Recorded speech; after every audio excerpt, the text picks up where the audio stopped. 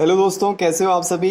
मैं आदित्य तिवारी एक और नया वीडियो लेके आया हूँ। आप सब जानते ही हो यार कि अगर पिछले वाले टॉपिक्स आपने नहीं किए, हम साइंस का चैप्टर नंबर 1 कर रहे हैं। ठीक है, क्लास 10 साइंस का चैप्टर नंबर 1 कर रहे हैं। अगर आपने पीछे वाले टॉपिक नहीं किए अभी तक तो सीधा एक बार डिस्क्रिप्शन में चले जाओ इस वीडियो के, और वहां पर आपको लिंक मिल जाएगा पिछले 2 वीडियोस जो हमने चैप्टर नंबर 1 पे बनाए हैं। ठीक है, तो अभी आज का जो टॉपिक है ना वो काफी इंटरेस्टिंग होने वाला है। क्यों इंटरेस्टिंग होने वाला है, इसका रीजन ये है कि कुछ ऐसे टॉपिक करेंगे जो आप रियल लाइफ में रोज देखते हो, रोज यूज करते हो, मगर उनके असल मीनिंग नहीं जानते। ठीक है, तो ये साइंस जो है ना ये हमारे आसपास ही है। बिल्कुल आप अगर सोचो समझो और देखो तो हमें आसपास ही सब कुछ मिल जाएगा। तो आज हम उन्हीं टॉपिक्स की बात करेंगे जो हमारे आसपास हैं। ठीक है, तो आज हम बात करने वाले हैं बेसिकली ऑक्सीडेशन, रिडक्शन, कोरोजन और एक लास्ट टॉपिक रेंसिडिटी की। ठीक है, तो ये जो टॉपिक्स हैं ये आपने अपने चैप्टर 1 के सिलेबस में तो चेक कर ही लिया होगा। एनसीईआरटी बुक भी मैंने एक बार बीच में सेंड करी थी, उसमें आपने देखा ही होगा। हम इसमें जो एनसीईआरटी में दिया हुआ है उसको तो डिस्कस करेंगे ही, मगर उसके साथ साथ वो बातें भी आज डिस्कस करने वाला हूं जो आपको नहीं मिलेंगी, या फिर जो ऐसे ऐसे हिडन फैक्ट्स हैं जो कि एनसीईआरटी में कहीं ना कहीं छुपे हुए हैं। आज हम उन एनसीईआरटी के फैक्ट्स के ऊपर डिस्कशन करने वाले हैं। ठीक है, तो सबसे पहला टॉपिक है अपना, क्या है, ऑक्सीडेशन एंड रिडक्शन। ठीक है, ऑक्सीडेशन एंड रिडक्शन। अब देखो नाम से ही पता लग रहा है, अलग अलग टाइप की, अलग अलग बुक्स में अलग अलग टाइप की डेफिनेशंस दे रखी हैं, बट हम दो फैक्ट्स पे या फिर उसको जो कंबाइनली कहो तो एक ही फैक्ट के ऊपर बात करेंगे। तो हम क्या करेंगे कि जहां पर मेरे को ऑक्सी वर्ड आ गया, जहां पे मेरा ऑक्सीडेशन वर्ड आ गया, वहां पे क्या हो रहा है, फायदा हो रहा है, मुझे ऑक्सीजन का गेन हो रहा है। ठीक है, तो ऑक्सीडेशन का मतलब गेन ऑफ ऑक्सीजन, रिडक्शन का मतलब लॉस ऑफ ऑक्सीजन। डेफिनेशन याद रखनी है, बुक्स के अंदर अलग अलग टाइप की डेफिनेशन दे रखी है। कंफ्यूजन होगा भैया, बहुत ज्यादा कंफ्यूजन होगा। आपको और कुछ नहीं करना, आपको सिंपल एक जैसी एक टाइप की डेफिनेशन याद रखनी है। आने वाली जितनी भी पढ़ाई होगी सब में एक जैसी ही डेफिनेशन जो अभी पढ़ रहे हैं यही काम आएगी। ठीक है, तो ऑक्सीडेशन का मतलब क्या, गेन ऑफ ऑक्सीजन, रिडक्शन का मतलब क्या, लॉस ऑफ ऑक्सीजन। ठीक है, तो एक एग्जांपल देखते हैं। अभी देखो एलएचएस में यहां पर अगर हम देखें रिएक्टेंट्स के अंदर हमारा कॉपर ऑक्साइड दे रखा है, दिख रहा है कॉपर ऑक्साइड। अब यही कॉपर ऑक्साइड जो है, जो ये मैं प्रोडक्ट में आता हूं, जब मैं इसमें हाइड्रोजन मिला के इसे हीट करता हूं तो मेरा क्या बनता है, कॉपर बन जाता है। तो ये ऑक्सीजन भाई कहां गायब हो गया। अब ये ऑक्सीजन जो गायब हुआ है, जरा इसको ढूंढते हैं और इसका रीजन फाइंड आउट करते हैं क्यों गायब हुआ है। ठीक है, कॉपर ऑक्साइड से हम कॉपर की तरफ बढ़े तो यहां पर एक, आप ध्यान से देखो तो इसको तोड़ के देखते हैं, Cu2 प्लस O2 नेगेटिव। अगर मैं कॉपर ऑक्साइड को ब्रेक करता हूं तो Cu2 प्लस और O2 नेगेटिव बनेगा। ठीक है, तो ये जो कॉपर बचा है ना ये तो हमारा यहां चला गया। अब यहां पे हुआ क्या इस केस में कि कॉपर जो है इसने अपने ऑक्सीजन का बलिदान कर दिया, अपने ऑक्सीजन को खो बैठा है ये, है ना। अगर ये अपने ऑक्सीजन को खो बैठा है तो इस केस में ये क्या कर रहा है, ये कह रहा है कि मैं हो चुका हूं अब रिड्यूस। ठीक है, और इसी फैक्ट को हम कई बार क्या कहते हैं, रिड्यूसिंग एजेंट्स कहते हैं। ठीक है, वो एजेंट्स जो कि रिड्यूस हो चुके हैं। अब ये जो हाइड्रोजन है ये बड़ा खुश हो रहा है, हाइड्रोजन कह रहा है कि मैं पहले अकेला था अब दुकेला हो गया। अब हाइड्रोजन जो है, हाइड्रोजन को क्या मिल रहा है, हाइड्रोजन को मिल रहा है खुल के ऑक्सीजन। ठीक है, और जो प्रोसेस बना वो हो गया ऑक्सीडेशन। ठीक है, तो कॉपर ऑक्साइड जो है वो जब कॉपर में खत्म रिड्यूस हो गया, रिड्यूस का मतलब पहले कुछ ज्यादा था, है ना। जैसे 20 में से पहले आपके 18 नंबर आ गए और अगले टेस्ट में 15 नंबर आ गए तो रिड्यूस हो गए, है ना। तो वो जो रिड्यूस हुआ है ना उसी को हमने क्या बोल दिया, रिडक्शन। और जब मेरे को गेन होने लग गया तो मैंने क्या बोल दिया, ऑक्सीडेशन। ये सिंपल सा प्रोसेस है, इसी को हम कहते हैं ऑक्सीडेशन और रिडक्शन। ठीक है, होमवर्क के लिए मैंने 3 क्वेश्चंस दिए आपको, आप बेसिकली बस इसको देखो और चेक करो और मुझे बताओ कि अभी बिल्कुल आपको या तो कमेंट बॉक्स में आंसर लिख दो या फिर आप मेरे को व्हाट्सएप भी कर सकते हैं। ठीक है, तो आपको बस चेक करना है और इसे देखना है और बताना है कि यहाँ पे तीनों केस में कहाँ कहाँ पे ऑक्सीडेशन हो रहा है सर और कहाँ कहाँ पर रिडक्शन हो रहा है। बहुत आसान, मजेदार एकदम। ठीक है, तो अगले टॉपिक पे बढ़ते हैं। अगला टॉपिक है अपना कोरोजन। अब ये कोरोजन जो है आपके दिमाग में तुरंत आ रहा होगा, मैं रस्टिंग की बात कर रहा हूं, है ना। मगर यहां थोड़ा थोड़ा सा ना डिफरेंस है, कोरोजन और रस्टिंग के बीच में थोड़ा बहुत डिफरेंस है। वो डिफरेंस क्या है उसी की बात करेंगे आज। ठीक है, और पहले एक चीज और बता दूं कि ये जो वीडियो है ना, ये सिर्फ नॉलेज शेयरिंग के लिए नहीं है, अपने और दोस्तों को भी शेयर करो ये नॉलेज, ठीक है। फ्री का नॉलेज है, भेजो सबको, औरों को भी मिलनी चाहिए नॉलेज, ठीक है। तो और लोगों को भी भेजो जितना भेज सकते हो। बाकी अपना कंसेप्ट जो है उन पे ध्यान दो, बहुत काम आने वाले हैं। इनके नोट्स क्रिएट कर लो, आने वाले टाइम में बहुत काम आएंगे ये, ठीक है।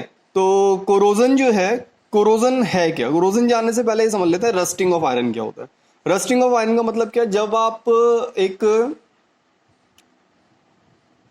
लोहे की अलमीरा लेके आए थे, उस लोहे की अलमीरा में हुआ क्या कि कुछ सालों तक जब आपके घर में नीचे धुलाई होने लगती है ना, फर्श की जब हम रोज आसपास वाइप करते हैं, धुलाई करते हैं, झाड़ू लगाते हैं, तो पानी का अगर यूज कर रहे होते हैं तो कहीं ना कहीं आप उसके बेस को जब चेक करोगे तो वो ब्राउनिश कलर का हो जाएगा, रेडिश ब्राउन कलर कहते हैं एक्चुअली में उसे। तो वो रेडिश ब्राउन पाउडर की फॉर्म में कुछ ना कुछ छोड़ना शुरू कर देगा। तो वो जो रेडिश ब्राउन पाउडर वो छोड़ रहा है ना, एक्चुअल में वही जो है वो मेरा क्या है, रस्ट है। और उस टाइम पे जो उसमें से क्रिएट होके निकल रहा है उसी को हम क्या बोलते हैं, आयरन ऑक्साइड, ठीक है। तो आज पहले ये समझ लेते हैं कि कोरोजन और रस्टिंग क्या एक जैसे ही हैं, और क्या ये इन दोनों में कुछ डिफरेंस है। तो अगर डिफरेंस है तो वो क्या है, उसे एकदम गहराई से समझते हैं आज। देखो है क्या कि अगर कोई भी सब्सटेंस, मतलब कोई भी मेटल, अगर मैं उसको एक्सपोज करता हूं एयर और सम केमिकल्स के साथ, यानी कि अगर मैं उसे हवा और कुछ केमिकल्स के साथ एक्सपोज करता हूं कुछ दिनों तक, तो मेरा कोरोजन हो जाएगा। जैसे मम्मी जब वो लेके आती हैं कोई चांदी का सामान, सोने का सामान, है ना, तो होता क्या है कि जैसे वो अंगूठी लेके आई, पायल लेके आई, जब वो इस टाइप का कोई सामान लेके आती हैं, जब नया नया लाते हैं तब तो चमक रहा होता है, और कुछ दिनों बाद क्या होता है, धीरे धीरे काला पड़ने लगता है ना। तो जो ग्रेइश ब्लैकिश कलर हो जाता है ना, वो होता क्या है, वो एक्चुअल में वो रस्टिंग नहीं है, वो रस्टिंग नहीं है, वो क्या है, वो कोरोजन हो गया। उस पे क्या लग गया, कोरोजन लग गया। तो अगर मैं सिर्फ आयरन की बात कर रहा हूं तो हमारा मोस्ट प्रोबेबली रस्टिंग हो रहा है, और अगर मैं अदर मेटल्स की बात कर रहा हूं तो वहां पे क्या हो रहा है, मेरा कोरोजन हो रहा है, ठीक है। और कोरोजन के केस में एयर के साथ तो रिएक्ट करेगा ही, साथ में कुछ केमिकल्स भी उसके ऊपर इफेक्ट डालेंगे, तभी कोरोजन पॉसिबल हो पाएगा। जबकि अगर मैं रस्टिंग की बात करूं, रस्टिंग के अंदर सिर्फ मेरे को हवा और मॉइस्चर, यानी कि हवा पानी मिलता रहे भैया, वो ब्राउन होता रहेगा, ठीक है। तो हवा पानी जैसे ही मिलता रहेगा उसे, वो रस्टिंग होना शुरू हो जाएगा। मॉइस्चर जैसे ही मिलेगा, लोहा जो है वो ब्राउनिश होना शुरू हो जाएगा, ठीक है। अच्छा, अब कोरोजन के अंदर होता क्या है, कोरोजन के अंदर एक खास बात क्या है कि इसमें ऑक्साइड्स ऑफ मेटल्स बनते हैं।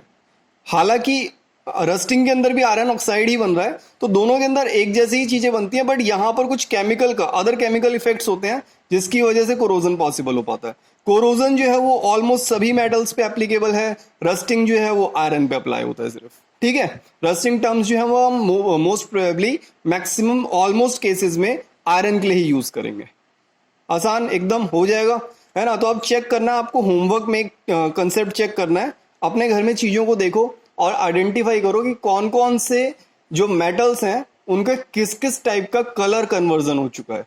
जो वो नए आए थे तब वो कैसे रहे थे, और अब उनका कैसा कलर कन्वर्जन हो गया है, और जो कलर कन्वर्जन हो गया है वो उस पे बना हुआ ऑक्साइड है, ठीक है, जिसको हम क्या बोलेंगे, ऑक्साइड्स ऑफ मेटल, ठीक है। और एक्चुअल में वो कोरोजन लग चुका है उनपे। और इसको ठीक करने का क्या तरीका है, कोरोजन को ठीक करने का तरीका क्या है, या तो हम उस पे सम अदर एंटी ऑक्साइड्स का यूज करें ताकि वो फिल्टर हो जाए, है ना। जैसे आप पीतल के बर्तन जो होते हैं, तांबे के बर्तन होते हैं, वो एक कलई करने वाला आता है, वो बिल्कुल उसको हीट करके, उसको ब्रश करके उसको क्लीन कर देता है ना। ये एक तरीका है। दूसरा तरीका क्या है, हम पेंटिंग यूज कर सकते हैं। तीसरा तरीका क्या है, हम गैल्वेनाइजेशन करा सकते हैं, है ना।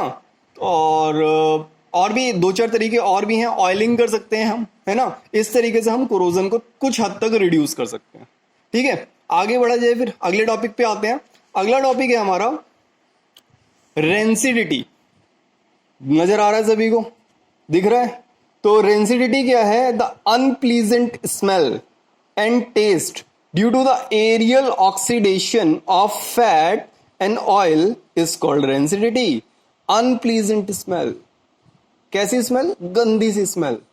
अरे वो खाना था, बना हुआ था, रखा हुआ था, और वो खाने के अंदर क्या किया हमने, भूल गए उसको खाना, और वो 2 या 3 दिन तक घर में रसोई में रखा रह गया, और जैसे ही ढक्कन खोला हो पूरी रसोई में बदबू फैल गई, है ना। वो जो बदबू फैली वो क्या है, वही है रेंसिडिटी, है ना। अब उस केस में हो क्या रहा है, एरियल ऑक्सीडेशन हो रहा है।